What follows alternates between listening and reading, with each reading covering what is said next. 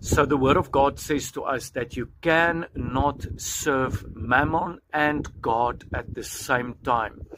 It means that you cannot chase after the riches of this world and be driven by the systems of this world and serve God at the same time.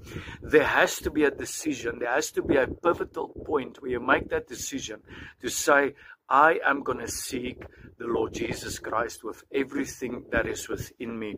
Jesus said in Luke chapter 12, don't have an anxious mind. He says, don't worry about your life or what you're going to eat or what you're going to drink, because the nations of this world, they seek after these things. Whereas you first seek the kingdom of God, and then all these things will be added onto you. I want to encourage somebody today and say, listen, God is about to open a door for you.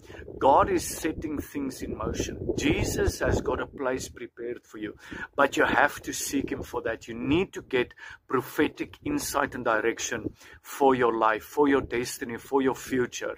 You know, I want to tell you this story quickly. A few years back, a gentleman came up to me. We grew up in the same city. I've never met him before, but in conversation it came out like that. And then he said to me, David, for 35 years, I have been chasing after the riches of this world. I have been driven by money. Money was my focus point. And his exact words that I'm quoting to you now, he said to me that I have been broken by mammon. That was his words to me. You know, and he said to me, if only I knew earlier the plans that God had for me. If only earlier I could have walked in the purpose, in the freedom that Jesus purchased for me on the cross of Calvary. So I want to encourage somebody today, shift your focus from mammon, from the world, from the desires, the lusts, the affairs of this world. Put your focus on Jesus.